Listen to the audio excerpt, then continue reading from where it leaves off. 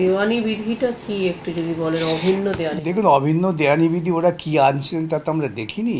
ওরা হয়তো আসাম কিংবা ছত্তিশগড় এসব নকল করবেন। পশ্চিমবঙ্গের বুকে দেওয়ানি বিধি এটা একেবারে অকল্পনীয় একটা সিদ্ধান্ত, মধ্যযুগীয় সিদ্ধান্তের ভিত্তিতে গেছে। এখানে প্রকৃতপক্ষে এখানে হিন্দু মুসলমান পরস্পরের মধ্যে বিবাহ শাদী বহুদিন থেকে চালু আছে, এটা নতুন কিছু না। আসলে ওরা একটা বিভাজন করতে চায়। তো সোমবার আইন আনার কথা রয়েছে, যেহেতু ওদের আর বিধায়ক সংখ্যা বেশি, সেটা পাশও হয়ে পাশ যাবে। হবে, সে তো তারপর সাংবিধানিকতা বিচার হবে আদালতে। আদালতে আসা যাবে। নিশ্চয়। আচ্ছা।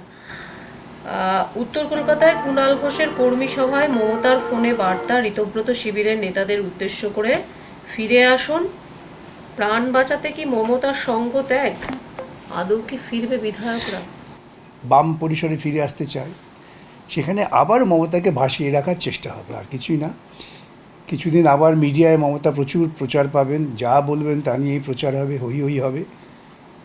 তা দেখাবার চেষ্টা করা হবে যে মমতা এখনও বেঁচে আছে, কিন্তু মমতা বা তার রাজনৈতিক দল এখন ইতিহাসের পাতা চলে গেছে, তাদের আর অস্তিত্ব নেই, থাকবেও না।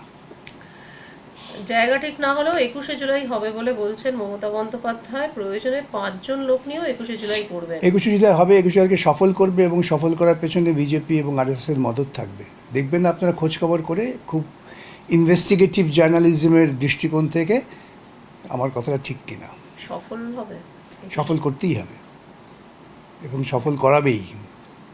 এটা এখন দেখাবার চেষ্টা করবে যে দেখছেন না এখন কর্মী সভা নিয়েও কেমন হই হই হচ্ছে। সুদীপ কাকলি এরা শুভেন্দু অধিকারীর সঙ্গে দেখা করলেন, শুধু কি উন্নয়নের কথা হলো? না না, এরা দেখছেন যে বিজেপির আসনটা এখানে ধীরে ধীরে দৃঢ় হচ্ছে কিনা, তারই একটা হিসেব নিকেশ হচ্ছে, আর কিছুই না। অভিষেকের বিরুদ্ধে পরপর জমি দখলের অভিযোগ, এর সঙ্গে কালি যোগ, মানে যে ওএসডি ছিল মেয়র মবিন হাকিমের, তাহলে কি এবার এই যেহেতু কালীকে গ্রেফতারও করা হয়েছে, তাহলে কি এবার অভিষেক বন্দ্যোপাধ্যায়কে ঘিরে ফেলবে পুলিশ? আপনারা লিখে রাখুন, অভিষেক মমতাকে কিছুতেই গ্রেপ্তার করা হবে না, কেন? তাদের বাঁচিয়ে রাখতে হবে। জোর করে জমি দখলের অভিযোগ, অতীন ঘোষ ও তার মেয়েকে বিধাননগরে হাজিরা দেওয়ার নির্দেশ, গ্রেফতার হতে পারেন?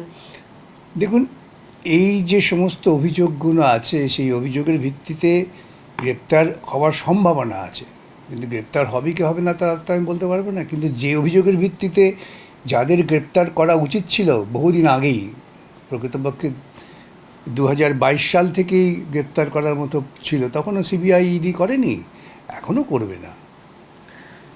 আচ্ছা, আপনি 21শে জুলাই বললেন সফল হবে, তো এতদিন সফল করানো হবে, সফল হয় বললে ভুল আবার বাড়তে, সফল করানো হবে। এতদিন 21শে জুলাই মমতা কাউকেই ধর্মতলায় সভা করতে দিতেন না, এবারে নিজেই অনুমতি পাচ্ছেন না। হ্যাঁ, সেটা তো ঠিকই, অনুমতি পাবেন না। বিজেপির তাদের অনুষ্ঠান ছাড়া আর কাউই অনুমতি পাবে না। এবং আমার পরিষ্কার বক্তব্য, দেখুন, এটা আমাকে অনেকে অনেক কথা বলতে পারেন, শান্তিপূর্ণ জমায়েতের জন্য, শান্তিপূর্ণ মিছিলের জন্য পুলিশের অনুমতির অপেক্ষা করা উচিত না। এটা সাংবিধানিক অধিকার, সেই সাংবিধানিক অধিকারটা জনগণকে কার্যকর করতে হবে।